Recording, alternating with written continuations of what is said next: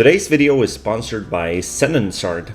It's a mobile card game available for free on both Android and iOS. You can download it through the link in the description.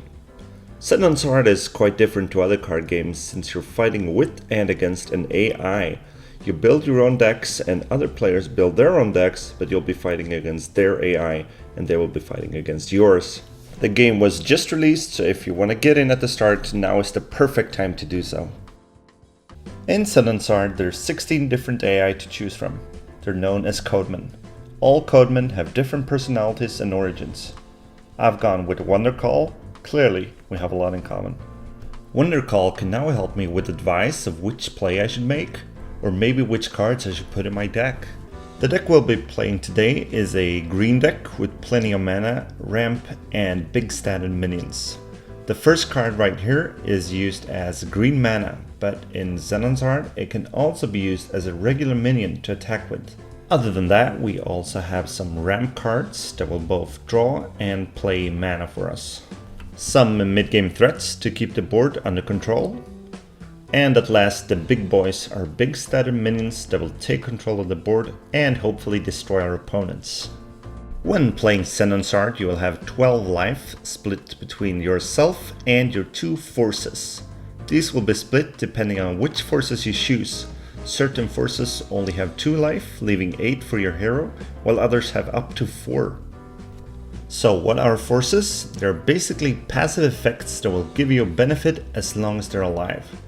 The ones we are using for this deck are Orthus, which gives you bigger minions plus 1 DP, so 1 extra damage, and Cyclops, which gives all your minions 100 battle power on your turn, to make sure we can keep up with the opponent's minions.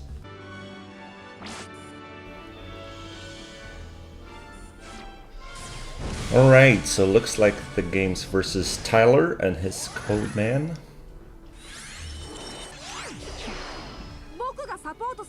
And during the game, your codeman will always try to help you out. Here in the mulligan, we can see that he has 3 cards he wants us to replace.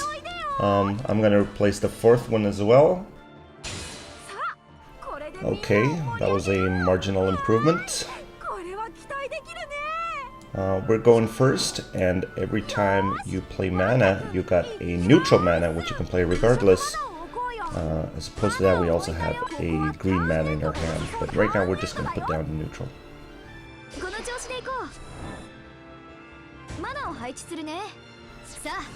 So your opponent puts down a minion here, and what's interesting in ZenonZard, as you can see he did there, is that you can move your minions back to ramp up your mana and use them as mana instead. Putting down another neutral mana, we'll play this guy. He'll search for green mana from our deck. Make sure we have them. Now we're moving him back to have 3 mana for the next turn. You can only move 1 minion per turn, either back to your mana or forward to your field.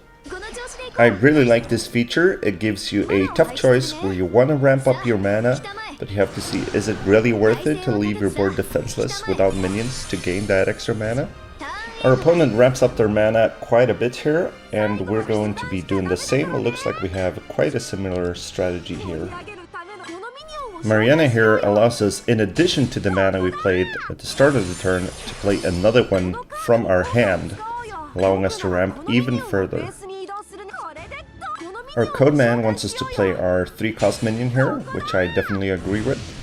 When playing a minion, it can't attack the opponent's life the turn it was played, but it can attack the opponent's forces, and if you manage to destroy both their forces, you can then attack their life directly.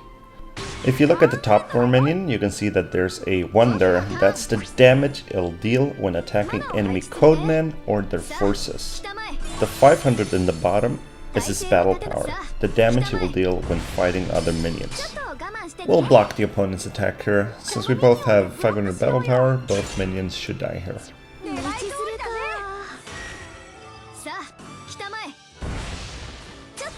The opponent strikes our other force here, and it's important to keep in mind that once a force dies, I'll give you 1 mana and a card, so it's not strictly negative to lose a force.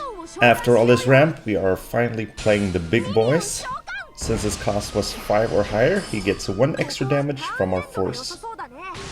There's only 2 cards in our opponent's hand, so we won't attack the forces to give him another one.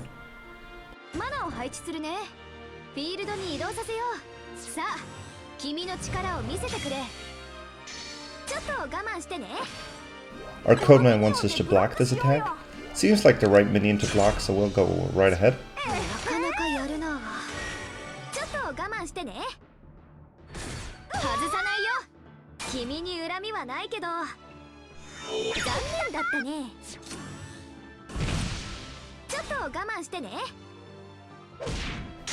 One of our forces is destroyed, so we'll lose the extra damage on our minion, but it's not all bad. We get to add 1 mana and draw 1 card as well.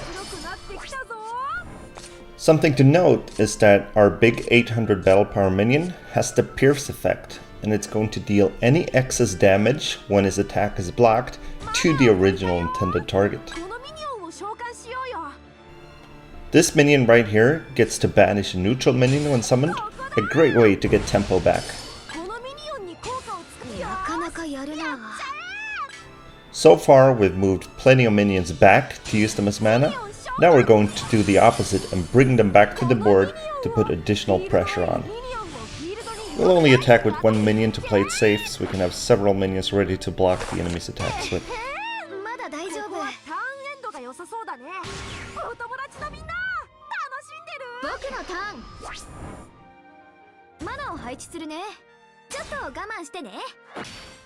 Making the trade here seems fair. I'll block this.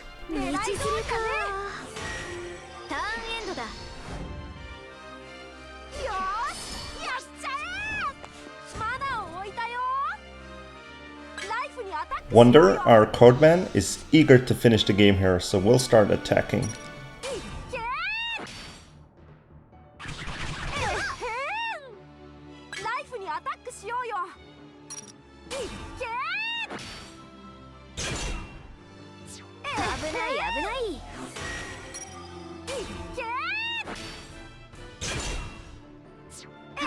I'm going to pull another minion from our mana to deal the last damage.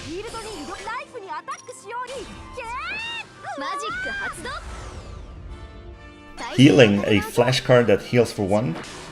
And Air Wall, another flash card that reduces damage taken by 1. Looks like we're now winning right here.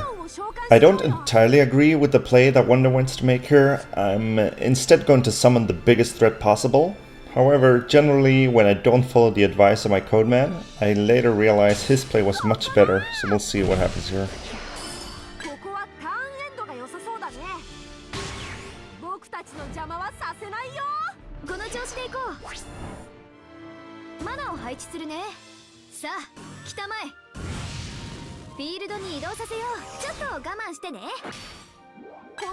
Block this first attack here. The less minions he's got, the better for me.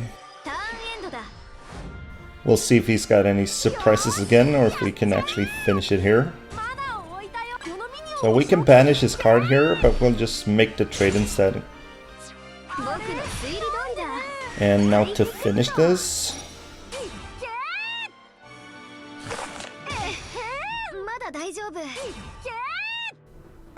That was actually a misclick. And it did draw him a card, so hopefully it's nothing that will stop my attacks here. Okay, we're safe.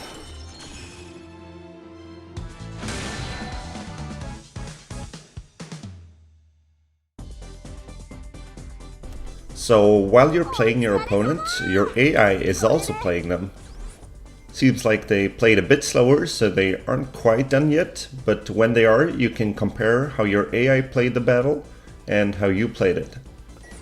Alright, that's it for ZenonZard. If you're looking for a new free-to-play card game, this is highly recommended. Download links are in the top of the description, and there's also links to ZenonZard's social media pages, so you can follow them to keep up to date on news and updates. Thanks for watching.